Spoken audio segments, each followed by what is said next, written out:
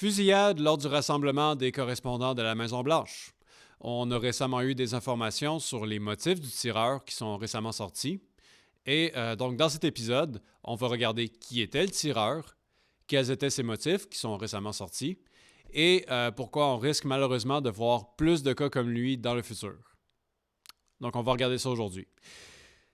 Cole Thomas Allen, la personne qui était derrière la fusillade. 31 ans, résident de la Californie, diplômé en ingénierie et en informatique. Il était stagiaire à la NASA. Il travaillait comme tuteur pour offrir du soutien scolaire aux élèves. Et en 2024, il a été nommé professeur du mois.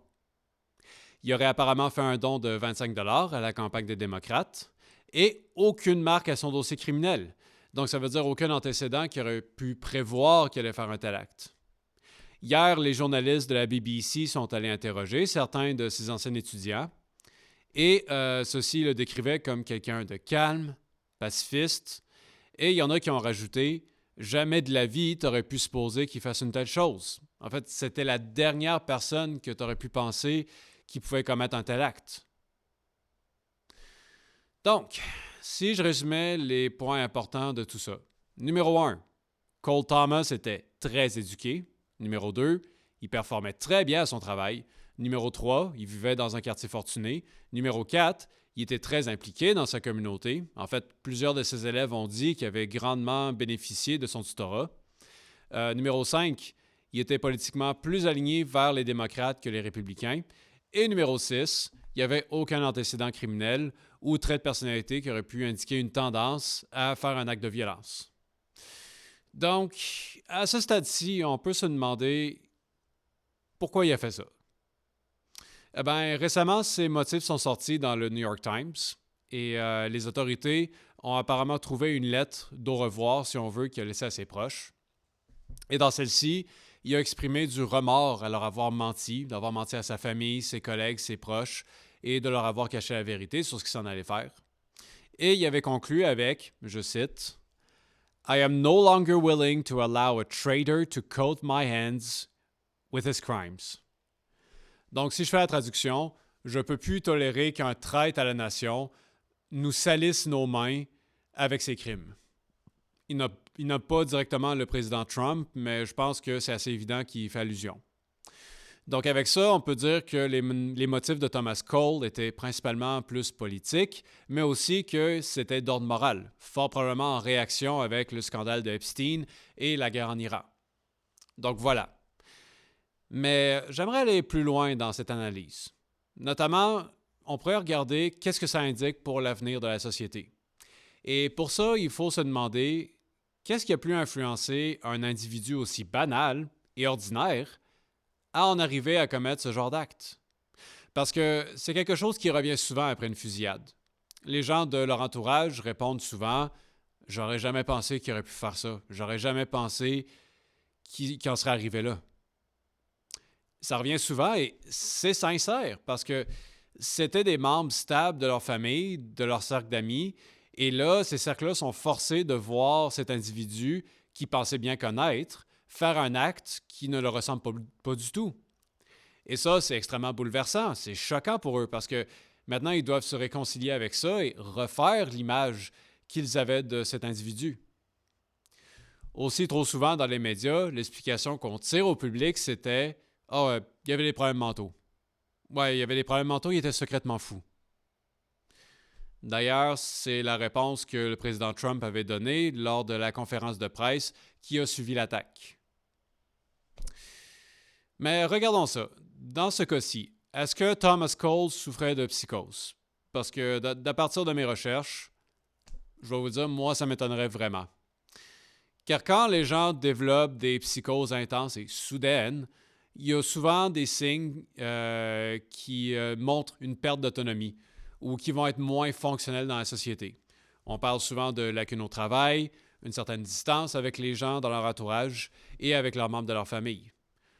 Là, on parle d'un homme qui était encore capable de faire son travail, qui était quand même un travail complexe et qui excellait là-dedans. Il était capable d'avoir des rapports sociaux avec les autres. Et si on fait juste regarder son crime, il était apte à planifier un assassinat qui demandait de se procurer des armes, les transporter d'un État à un autre, de réserver une chambre d'hôtel où avait lieu la soirée. Et il avait aussi donné une justification à son travail et ses élèves pour son absence. Donc, il n'est pas parti juste sur un coup de tête. Et cette planification-là demande une certaine réflexion cognitive et une autonomie mentale.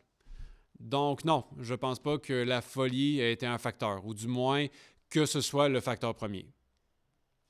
Mais là, pourquoi est-ce que la folie, c'est la première raison qu'on veut donner au public? Ben, c'est parce que c'est une explication simple à une question complexe.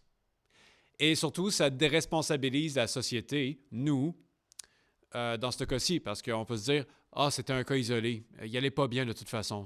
C'est rassurant en quelque sorte, parce qu'on n'a pas à faire d'introspection sur nous-mêmes. D'ailleurs, Carl Jung, un des piliers du monde de la psychologie, parlait justement de l'ombre de soi-même. Et c'est un terme qui est utilisé pour définir le côté obscur qui se trouve en chacun de nous. Et la raison pourquoi est-ce qu'on n'aime pas regarder l'ombre des autres, c'est que ça nous force à prendre conscience de notre propre ombre, notre propre potentiel nous-mêmes à devenir le prochain Cole Thomas. Donc, qu'est-ce qui l'a amené là? Si on regarde le quartier où Cole Thomas vivait, c'était un quartier résidentiel très tranquille. Le FBI a trouvé aucun regroupement politique radical et ses proches se demandaient justement qui est-ce qui a pu l'influencer à avoir ses pensées extrêmes. Et la réponse, c'est très fort probablement sur Internet. Je suis sûr qu'à travers cette enquête-là, son historique d'Internet va ressortir, mais je suis prêt à parier que ça a été un facteur majeur. Je veux dire, on a juste à regarder les fusillades précédentes, c'est un élément qui ressort constamment. D'ailleurs, il y a plusieurs études récentes qui montrent comment est-ce que l'Internet sert d'outil pour radicaliser les gens, ou du moins un accélérateur à ça. Parce que, essentiellement, ça amène souvent l'individu à se retrouver dans des pages de groupes isolés, et à ce moment-là, ça crée un effet de chambre écho, si vous voulez. Ils s'alimentent entre eux. D'ailleurs, c'est pour ça que j'essaie de faire attention avec ce channel-là. Je veux vraiment pas commencer à pousser ma propre philosophie personnelle et à convertir des gens à celle-ci. Je voudrais vraiment que tout le monde soit des libres penseurs, quitte à me challenger dans mes opinions sur ce channel-là. Ça serait mon idéal de toute façon. Donc, l'Internet, c'est un des premiers facteurs. L'autre facteur, ça, c'est Philippe Zimbardo qui en parle. C'est un autre pilier du monde de la psychologie. Et c'est ce qu'il appelle la normalisation sociétaire. C'est-à-dire que quand on a un acte de violence qui est récurrent et qui est amplifié par les médias, ça peut créer un certain momentum qui amène d'autres individus à faire de même. Et le meilleur exemple que je peux donner, c'est en 2015, quand le FBI a enquêté sur la cause des fusillades scolaires. Dans le fond, il y avait beaucoup de fusillades scolaires qui avaient lieu dans le pays. Ils se demandaient quelle était la cause première. Et la réponse, elle a été les fusillades scolaires entraînent les fusillades scolaires. Dans le sens que s'il y a beaucoup de fusillades scolaires qui se produisent, ça peut banaliser l'acte en soi dans l'esprit des gens. Ça fait partie du quotidien, de leur environnement, et ça génère un momentum qui peut inspirer d'autres individus à commettre une fusillade d'eux-mêmes. Mais là, vous voyez le cercle vicieux que ça crée. Parce qu'une fusillade se produit, ça inspire plus de personnes à commettre une fusillade, qui cause plus de fusillades, qui peut entraîner plus de personnes à commettre une fusillade, et ainsi de suite. Et je veux dire, si on fait juste regarder les dernières tentatives d'assassinat présidentiel aux États-Unis durant les dernières années, juste durant les derniers 30 ans. Donc, on a une tentative contre Ronald Reagan en 1981 et une autre tentative contre George W. Bush en 2005. Donc, 2 tentatives en 35 ans. Et là, juste cette année, on a eu 3 tentatives contre Donald Trump juste cette année. Donc, pour revenir à mon point, qu'est-ce que l'attentat de Thomas Cole nous indique par rapport à l'avenir? C'est que numéro 1, les gens se radicalisent beaucoup plus rapidement et vivent en silo. Donc là, on se ramasse avec des cellules dans la société. Et numéro 2, ce genre d'acte risque malheureusement de se reproduire plus souvent dans l'avenir. Non seulement aux États-Unis, mais potentiellement à travers le reste du monde. Parce que, n'oubliez pas, à notre ère moderne, on est beaucoup plus interconnectés qu'on le pense. Et les événements récents, je pense, nous le prouvent hors de tout doute.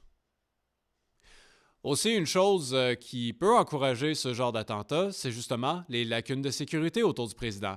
Et ça sera justement le prochain point qu'on va parler dans la prochaine vidéo. Donc, merci d'avoir été des nôtres pour cette vidéo-ci. On se revoit au prochain épisode. Et je vous le rappelle, si vous éprouvez des symptômes de stress ou de dépression, prenez une pause de l'actualité. Allez prendre une marche. Allez vous changer l'esprit. Sinon, merci de me supporter. Laissez un like, subscribe, tout ça, blablabla. Salut tout le monde. Prenez soin de vous.